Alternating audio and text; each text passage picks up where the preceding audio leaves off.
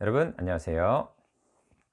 여러분 취업인생의 터닝포인터 강사 문근영입니다. 자, 오늘은 제가 취업 공고와 관련된 부분을 좀 말씀을 드리려고 합니다. 제가 현재 데이터 사이언티스트 대상으로 해서 단체 컨설팅을 좀 진행을 하고 있는데요. 이런 분들이 어떤 채용 공고를 찾아야 하는지 좀 잘 모르겠다, 이런 식으로 얘기를 해주신 분들이 굉장히 많았어요. 그래서 제가 현실적으로 이런 기업들은 좀 거르시고 가급적이면 이런 채용 공고를 좀 찾아서 지원을 하시는 게 훨씬 효율적이다, 이런 부분을 좀 말씀을 드렸는데, 이것도 여러분들이 아마 알고 계시면 좀 더 좋을 것 같아서 제가 이렇게 영상으로 제작하게 되었습니다. 자, 여러분들은 취업 공고를 봤을 때 보통 어떤 생각이 드시나요?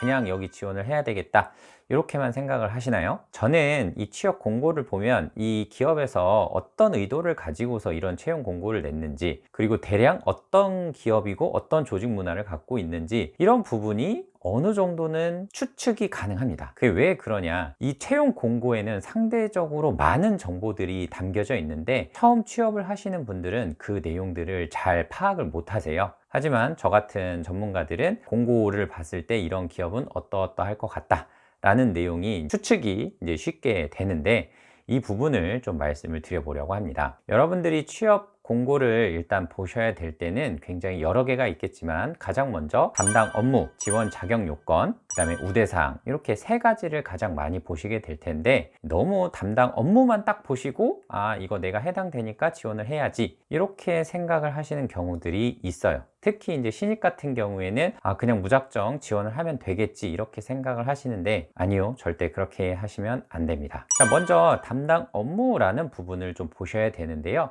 이 담당 업무에 그냥 심플하게 인사, 총무, 이런 식으로 써 있거나 아니면 인사 총무 전반, 이런 식으로 써 있다, 이런 것들은 좀 조심하셔야 됩니다. 왜 그러냐, 제가 한 가지 더 예시를 들어 드릴게요. 자, 여기 화면에 보이는 것처럼 인사에서 채용, 퇴사, 4대 보험, 급여관리, 복리후생, 이렇게 업무를 세분화해서 써 놓은 것과, 총무에서 비품 자산관리, 사무실 구매계약, 업체 비용 지급, 이런 식으로 써 있고, 인사와 총무의 비율이 60대 40 이렇게 써 있죠. 자, 그러면 앞서 말씀드린 인사 총무 전반, 이런 식으로 심플하게 써 있는 것과 지금 이렇게 구체적으로 써 있는 공고를 놓고 봤을 때 여러분들은 어떤 기업을 선택을 하셔야 되냐, 담당 업무를 봤을 때 좀 더 구체적으로 써 있는 기업들을 선택을 하시는 게 좋습니다. 그냥 퉁쳐서 이렇게 두루뭉술하게 써놓은 경우에는 인사 업무를 하러 갔다가 총무만 하는 경우가 생길 수도 있고, 반대로 총무 쪽을 할 줄 알았는데 인사 업무를 과도하게 시키는, 이런 R&R에 대한 부분이 명확하지 않은 그런 일을 하게 될 수도 있습니다. 그래서 가급적이면 담당 업무에 대한 내용은 최대한 구체적으로 써 있는 기업들을 선택을 하시는 게 좀 더 제대로 된 기업을 선택을 하는 방법 중에 하나다, 이렇게 말씀드릴 수 있을 것 같아요. 자, 그 다음에 제가 지원 자격 요건, 이 부분도 좀 말씀을 드릴 게 많이 있는데요. 대다수의 분들이 지원 자격 요건이 안 되면 무조건 못 쓰는 거 아닌가요? 이렇게 예상을 하시는데, 아니요, 꼭 그렇지만은 않습니다. 지원 자격 요건이 부족하시더라도 합격을 하시는 경우가 종종 있습니다. 물론 조건이 너무 터무니없이 나랑 맞지 않는 경우는 당연히 안 될 수가 있지만,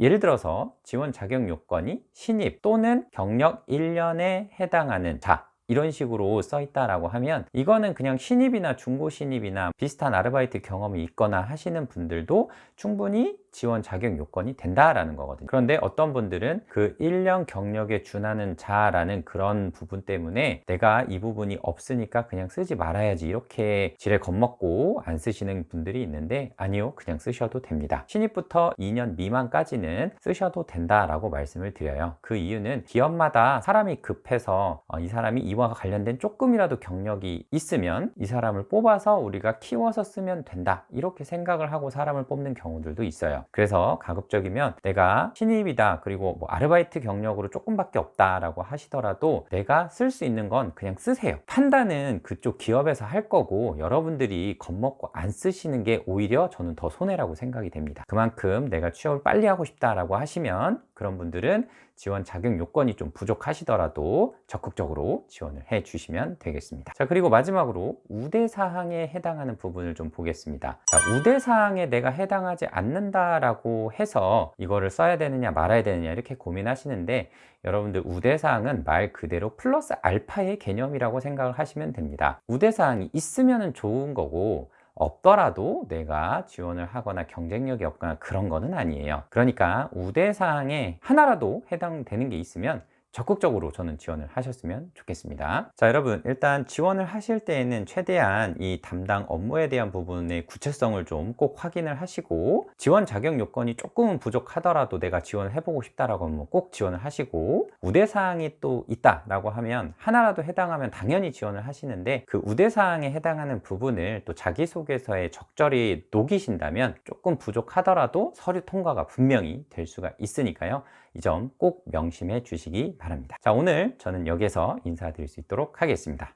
여러분들 취업인생의 터닝포인터 강사 문근영이었습니다. 고맙습니다.